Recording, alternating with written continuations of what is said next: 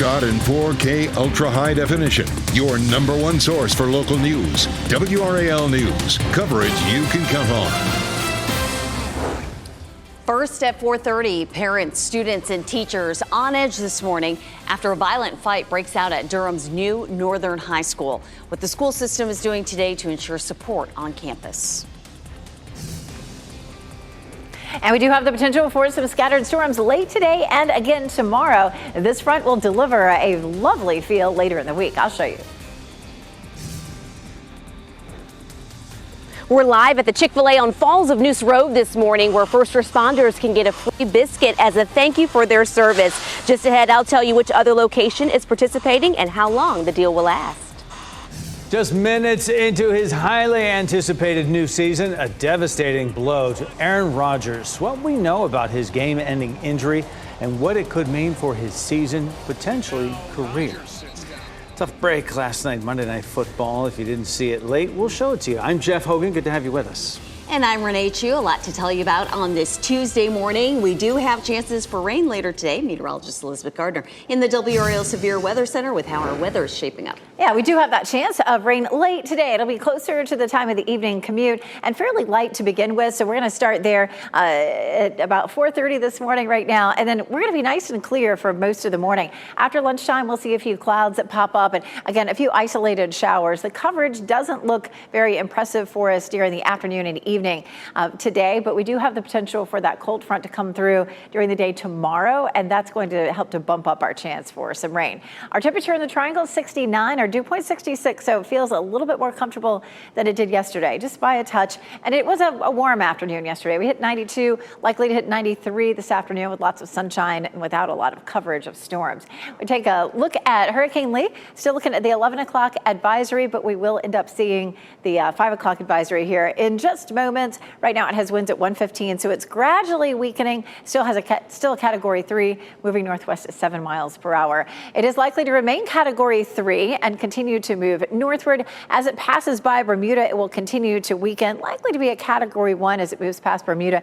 And as you can see, it's well off the coast of North Carolina, but it could make landfall near Maine or Nova Scotia as we get into the latter part of the week. You can see the model plots are all tightly packed together over there near Bermuda. Of course, we're looking at rip current danger and some damage to our coastline, even with that storm sitting offshore. We'll talk about specifics coming up. Elizabeth, thanks. Raleigh police need your help tracking down a driver who they say hit a person on Glenwood Avenue. The WRAL Breaking News Tracker was on scene last night. This happened near Rembert Drive around 10:30. Officers say the driver was in a red pickup truck. We're told the person who was hit was taken to the hospital with non-life-threatening injuries. If you know anything that could help with this investigation, call Raleigh Police. Northern High School will have more support on campus today for students and staff in the wake of a recent fight. This comes just 1 week after the new school opened in Durham. As of late last night, no one was in custody in connection to yesterday's incident. We do know the sheriff's office held 3 students for questioning. This morning, we are pushing for answers regarding whether this was a stabbing. Durham County Sheriff says a knife-like instrument was used and 1 person was hurt. WRAL spoke to a legal expert about what could happen next. Depending on their ages, juvenile petitions can be taken out against them if they are older than the age of 16 or 17. A second option is the restorative justice program. It gives people who have been harmed the chance to ask questions and seek closure, while those responsible will have the chance to apologize. Northern High School was placed on lockdown yesterday following this incident. DPS superintendent says the district took proper action against everyone involved.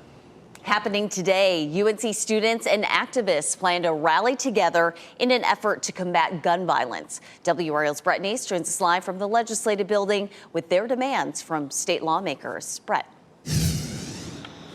Hey, Renee, good morning. Yeah, one of the groups that'll be here is called March for Our Lives from UNC, and they plan here at 1 p.m. to hold this protest. And the organizers say they will, quote, demand state lawmakers act to end the epidemic of gun violence, end quote.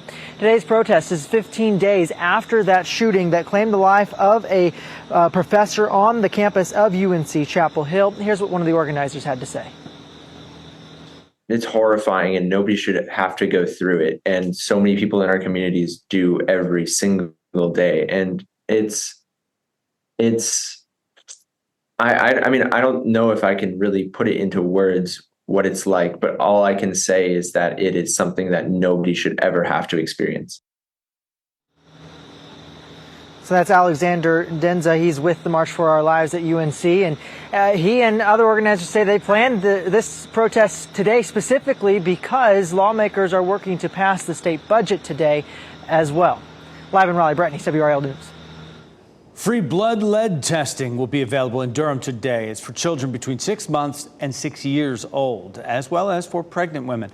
No insurance is required. The testing is available at the Durham Health Department on Tuesdays, Wednesdays, and Thursdays from 9 to 11 a.m. and between 1 and 4 p.m. The blood tests come as Duke researchers draw a distinct correlation between previous waste incinerator sites and high levels of lead. They found many of those previous sites can have high lead levels for decades after those sites closed down. 3 parks in Durham were found to have elevated lead levels: Walltown Park, East Durham, and East End Park. All 3 were built on former incinerator sites, many of which burned garbage, including paint and food cans containing lead. We're waiting to see whether an expansion of legalized gambling will be included in a $30 billion state budget that may be passed this week in the General Assembly, where you're looking live right now. Republican lawmakers still have not come to agreement on whether to include gambling in the budget. Legislative leaders want the budget to include authorization for 4 new casinos and video slots statewide. But some social conservatives are opposed to that idea and say they won't vote for the budget if gambling is included. Yesterday, Governor Roy Cooper reiterated that he has not seen the budget and that gambling legislation should be considered separate from the spending plan. A special breakfast is happening this morning in Raleigh to show appreciation for those who risked their lives to save ours. Chick-fil-A is showing gratitude for first responders by giving out free chicken biscuits. WRAL is a proud community partner of this event. Kelsey Coffey is live to explain how you can take part in it. Kelsey. Jeff, good morning. First responders can get a free chicken Chick-fil-A biscuit at 2 locations here in Raleigh. One will be here at the Falls Village location, and the other one is on Capitol Boulevard. This is part of the Raleigh Chamber of Commerce's annual thank you to first responders. The Chamber is hosting their annual First Responders Appreciation Breakfast in conjunction with the Chick-fil-A giveaway. More than 400 first responders are expected to come out this morning. The Chamber will honor several of them at the event with awards for their heroism. They make our whole region a safe place to be, which helps.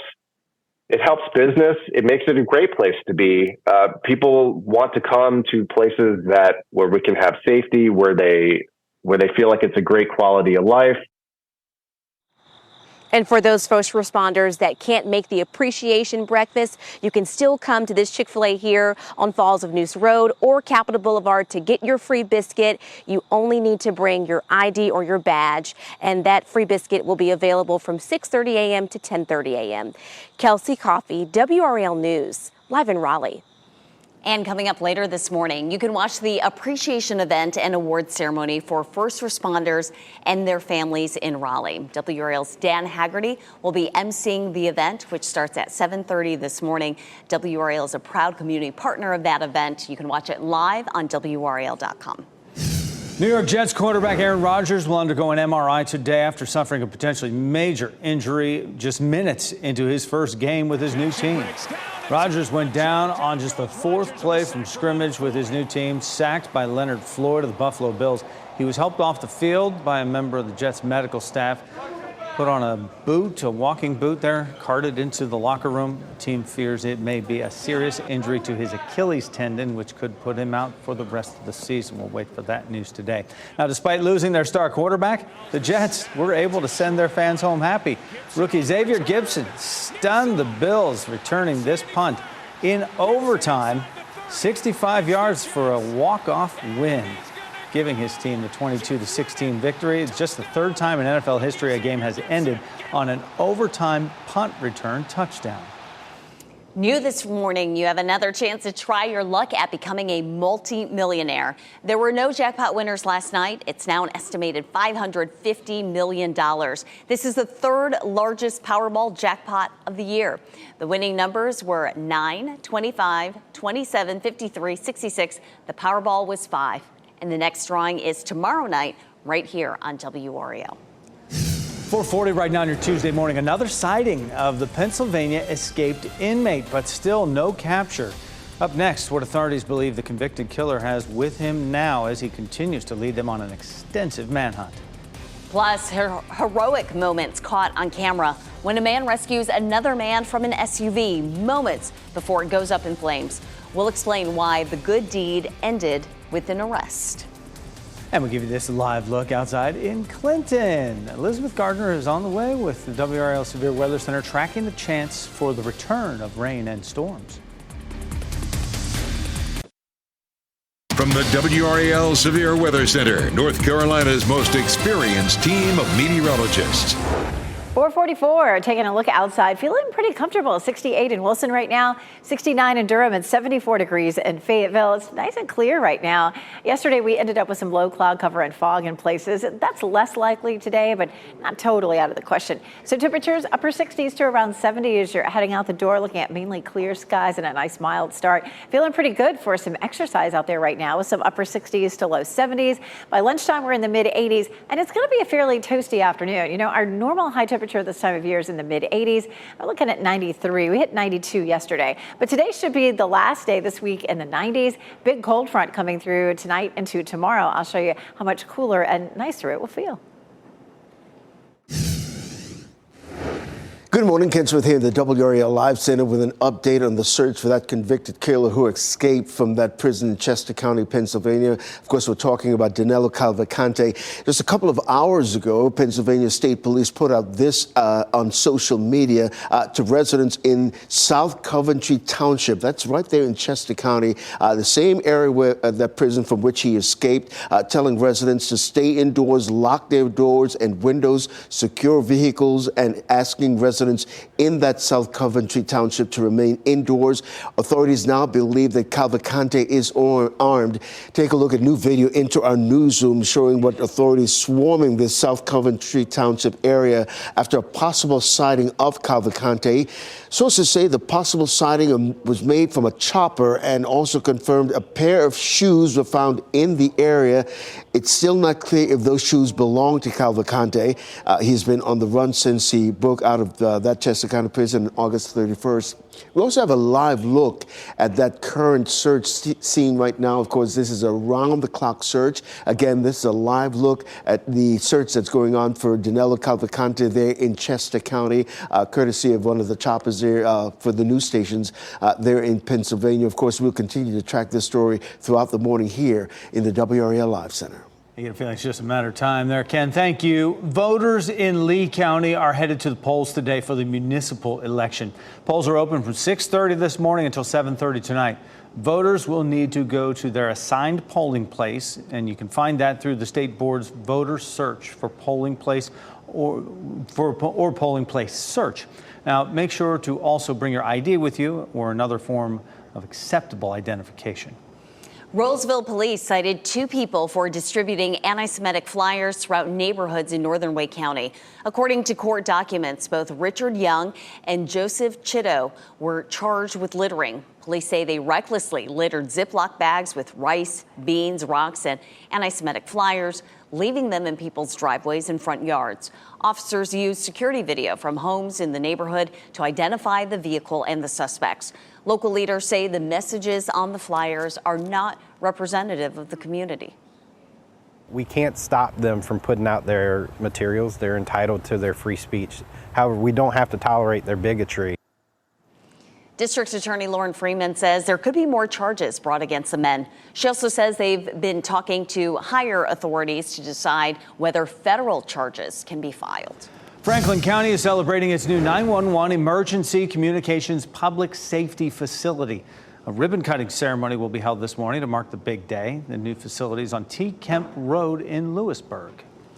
Staying in Franklin County, where you have the chance to land a new job today. They're looking to hire emergency medical service positions to help serve the community. County officials have taken steps to boost retention and recruitment in this area, including pay raises and sign-on bonuses. So if you're interested, you can stop by the job fair from 10 this morning until 2 this afternoon over at Franklin Plaza in Lewisburg. All new this morning, a Florida man is being called a hero after pulling another man from an SUV moments before it burst into flames. The dramatic rescue was caught on camera, so take a look here. The rescuer was on his way home Sunday morning around 4 when he saw the crash. Didn't think twice, jumped out and helped that driver. You can see him carrying the man away. The SUV eventually caught on fire. Florida Highway Patrol says they suspect the driver who crashed was impaired. The driver was taken to the hospital with non-life-threatening injuries and then booked into jail. All new this morning, parts of the Northeast are underwater. Severe storms brought loads of rain, leaving behind flooding in Massachusetts. City officials in Leominster declared a state of emergency due to rising water. Fire officials say many vehicles got stuck and people had to be rescued. Schools there will be closed today due to the damage. Meanwhile, at 4:49, we're thankful for our quiet start to our Tuesday morning. Elizabeth Gardner with how warm it will get once again today. It's going to be a pretty toasty day. Temperatures are going to climb up to into the low 90s for most of us, but it's clear right now and pretty comfortable. As a matter of fact, slightly cooler and a little less humid than it was this time yesterday. Our dew point's down in the mid 60s, and of course, it's likely to drop on down into the 50s in just a couple of days, and that's going to feel really nice. The lower this number, the less humid it feels outside. So 69, pretty comfortable. We're going to climb on up into the low to mid 80s by lunchtime, and we'll see a high of 93 this afternoon in Raleigh, 91 in Durham, and 94 in Fayetteville. We are looking at a few scattered thunderstorms. We didn't see much of that yesterday. We'll see a better chance of that today. We're going to check that out coming up. We do have some cooler air back to the west. This is the difference between normal and above normal. So below normal there in blue and above normal here in yellow and orange. And we see that cooler air moving on in. We'll start to feel it Thursday, Friday, Saturday, all into the weekend. So it's going to be a very pleasant change. Our normal high is 84. We'll hit 85 tomorrow and then 79 on Friday, and a nice feeling weekend with temperatures remaining in the mid 80s. And it won't just be the afternoon highs. It'll be the morning lows too. Our normal low is 64. Thursday morning, it'll be 61. And then Friday and Saturday morning in the mid 50s. That will feel pleasantly cool. If you're one of those folks who likes to be up and about early on weekend mornings, you're going to notice a big difference. We have a cold front that's moving across our area right now and fizzling, but there's another one back to the west, and that one's going to help to fire up some of the showers and thunderstorms we'll see later on today. Here's lunchtime. It's likely to be mid to late afternoon as we see a few isolated showers or thunderstorms pop up across our area. Not a lot of coverage out there, but it's likely to continue potentially up until around midnight, and then another wave possible for tomorrow with the actual front. Of Hurricane Lee, the 5 o'clock advisory in early. Right now it's 4:50, and so it looks like we haven't seen much change. Northwest motion at 7, winds at 115 miles per hour. So it's still Cat 3, likely to become a Cat 2 by around this time tomorrow. A Category 1 moving past Bermuda with 90 mile per hour winds, and then potentially making landfall up around Maine. I'll take a closer look at that coming up in just a little while. Today, definitely the hottest day of the week at 93. Then we settle into the 80s, and we're going to stay there well into next week. Once we get past tomorrow, we have a dry period too. Thursday all the way through the weekend. It looks really nice. And coming up, we're going to talk a little bit more about Tropical Storm Margot and when it could become a hurricane. Thursday and Friday look really nice. Elizabeth, thanks. A new warrior has been crowned, and this morning he is waking up with $1 million. After the break, the inspiring story behind the 18-year-old winner and who conquered American Ninja Warrior's difficult course. You'll never believe which roller coaster was just crowned the best steel coaster in the world. If you guessed the Fury 325 at Charlotte's Carowinds, you're right. And yes, that is the same coaster that raised serious safety concerns earlier this year and had to be shut down for repairs after these images of a cracked steel beam emerged. It was given the honor by Amusement yesterday for the 7th year in a row. More amazing true facts. For just the 3rd time in the show's 15-year history, NBC's American Ninja Warrior has a $1 million winner. 18-year-old Vance Walker from Tampa, Florida conquered the last stage of the finals course, an 80-foot rope climb that has to be done in less than 30 seconds. Walker did it, beating out fellow ninja Daniel Gill's time. But even then, Walker still wasn't guaranteed the $1 million prize. He had to wait out the final 2 of 8 ninjas trying to make the same climb, and both of them came up short. I realized that I was going to win the show, and I just broke down crying. I fell to the floor, and that was just the most amazing feeling in the world. It was Walker's 3rd time in the finals, and his win comes years after he was told as a child he might not walk because of cerebral palsy. Wow. Amazing feats overcome there. And that $1 million prize, that's pretty elusive stuff right there, and finishing it off in style. Boy, that's hard. No doubt an emotional moment after just seeing how far he's come. Certainly a feat of agility and strength and heart. Good for him. Inspiration. Coming up next at 5, safety concerns for students and staff this morning after a violent fight at Northern High School. What the district is doing today to ensure support following this traumatic incident. Plus, an American explorer is rescued from a Turkish cave after he was stuck down there for more than a week. We have a look at how crews were able to get him out. Also, it's a day to show appreciation for those who risked their lives to keep us safe. Up next, Kelsey Coffey joins us live to explain how first responders can grab free breakfast today.